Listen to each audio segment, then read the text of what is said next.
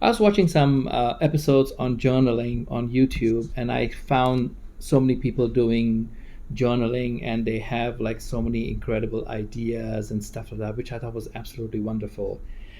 But I'm going to share a couple of thoughts that I have because I think I have been journaling for more than 20 years, and I have kind of like done it in every different style. When you're in New York and you kind of like work with different people, different companies, and you see everybody walking around and doing things in a very different way. So I thought I'm going to just share three things that I have seen others do, and I'm doing it the same way. And maybe you might find this a little bit beneficial to you. Okay, so all right. First things first is a journal must be always pen and paper. Okay, fine. I know right now we all have smartphones and we are so dependent on it. And I think that is like a problem right there. Because what happens is when you are using your smartphone, you are actually being distracted from what you are supposed to be doing. And you might disagree with me and you might say, no, no, when I'm using my phone I'm very productive. But truthfully, are you really that productive? Because when you're on your phone, remember you're multitasking, and your mind is doing multiple things at the same time. You're probably checking your email, you're probably checking your YouTube account in case you're a YouTuber. I mean, that's what I do. When I hold my phone, I always go to look at my numbers. My numbers are so low right now, but still I look at my numbers. I just want to look at the numbers because once upon a time my numbers was zero and now it's one, and then now it's gone up to 10. Some of my channels, the numbers are going up to 1,000 and more. So I'm very, I feel inspired. So obviously I'm going to be looking at my numbers. But see, that's the problem, is when you're with your phone, you are going into all these different things, and the next thing you know that you are supposed to be doing something and now you're doing 10 different things. So rule number one, a journal must be a paper, must be a book and paper. Like I have mine right over here, and I don't I can't go anywhere without it. And right now it feels like it's a little bit of a mess. I have this paper over here. Today I had a meeting with myself, and I wrote yep, I have meetings with myself. And I wrote on a piece of paper, just a white piece of paper, like what are my YouTube ideas, and I came up with some really cool ideas actually. And I'm like going to have to script it out, really flesh out these ideas, and it's going to be on this channel. So if you like and subscribe, maybe you can look at those episodes later on. By the way, thank you for visiting my channel and watching this video. I hope you'll get something out of it. But I do appreciate that you're here. Thank you so much for that. So anyway, so when you have your journal, this is not digital. This is just like a book. That's all it is. But it's like my entire focus and my list of like my goals, what I want to do for this year, 2025, is actually in this book. It's not on my phones because I like the idea of sitting at my book and flipping pages and looking at something, even looking at something accidentally. You're right. See, in a phone, if you start saving things into your phone, the next thing you know, it's just lost into your phone. But if you have a book, it's incredible how everything is. So I have this little elastic that I bought at an art store, and it actually it covers it holds my book, so that way all my papers and everything, I things don't fall out and stuff like that, because I do have a couple of things. So this was my meeting uh, that I did with myself today, and you see I'm doing it on paper, total paper, no phone, no computers, no laptops, no nothing, just totally on paper. This is my week thing where I'm writing Monday, Tuesday, Wednesday, Thursday, Friday. What am I supposed to do at work? I separate the time a little bit, so that way I know that okay, these are the things that I need to do, these are the things I must do, and these are the things that if I can get to it would be very nice. If not, then do it on the weekend and maybe move it to next week. But again, see, I like doing it this way. This is one thing. So rule number one is your journal must be a book. Rule number two, your journal size must be comfortable so that it's easy for you to carry around, because I've seen some people having really huge journals, and I'm sure those are beautiful, expensive, and gorgeous. I'm sure of it.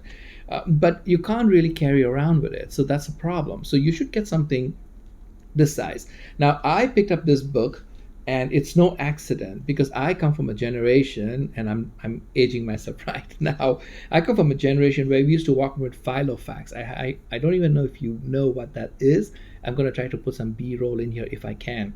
A Filofax is this thing where it has like a clip, and then you open it up. It has all the pages, and it's like a 3-ring binder type of thing, but it is this size, and you could get refills. It's pre-printed calendars, pre-printed notes, pre-printed diary section, pre-printed pages for your expenses. So I remember the one that I had was from Singapore.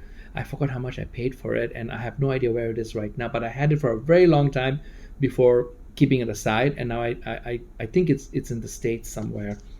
And all you had to do was get one, and then it had all the different refills. Like, it had all the different sections, and you could custom buy whatever you wanted for yourself. So if you had like a billing section, you could do that. If you're a real estate person, you could buy things based for real estate because it was all pre-printed.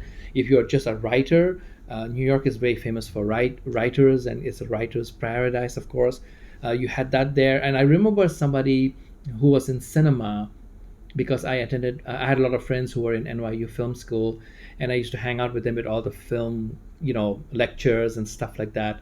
I got comped in. Obviously, I didn't get any credit for it because I went to design school, which was on 12th Street.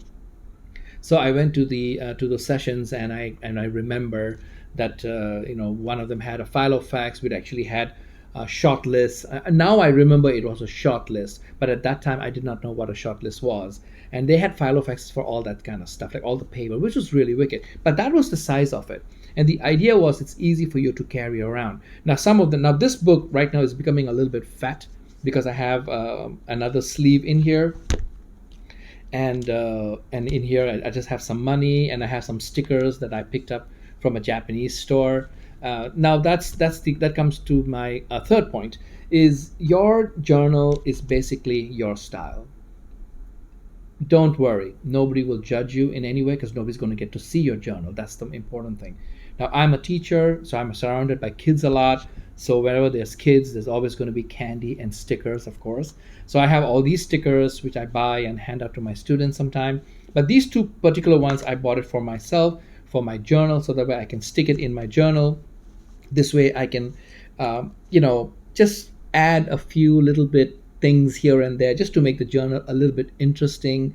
It becomes a little bit like an art and craft type of thing. You find what works for you. Of course, you should watch everybody's videos, including mine, and you should try to pick up little ideas, and be very aware that the journal is only meant for you. So I have this journal, which is my common journal, and I have another one, I don't know where it is, and I have another one which is for my cinema, editing, DaVinci Resolve software, learning, where I put everything into that journal, so that way it's easy for me to kind of like compartmentalize my thinking a little bit. So when I'm here, I'm doing certain things, and then when I'm in that journal, I'm doing all cinema things, Roger Deakins and Walter Murch, and it goes that direction. So that's one way of doing it. So these are the three things. I hope you got something out of this, and I wish you all the best. And I think you're going to have a great time if you simply make the journal totally your style. Remember, it's your book. Absolutely do everything that you want to do, because it is your book at the end of the day, and it's only meant for you and your success. So thank you very much, guys. I will see you in my next video. I love these stickers. They're so small, though. When I try to peel them out, it's just so difficult to peel them out. But when I put them into my journal, it just looks so nice. It's the little things that just. The idea of the stickers is not the sticker itself, even though I do like stickers. But the idea is that you're spending some time with your book. And because I write something and then I forget what I wrote. And then later on, when I'm putting a sticker, when I read something, I'm like, oh, did I write that? oh, did I do that? Oh, that was so cool. And it reminds me a little bit, like, oh, I was supposed to do that and I don't think I did that. Oh, that needs to go on my to-do list. And let me, get it done maybe. So it's like this little thing, it's like your friend that helps you remember things. All of us have like busy lives, and we can't be remembering every single thing. And that's why having a journal is super, because all you do is put it in your journal, and you'll be okay. You will be totally okay.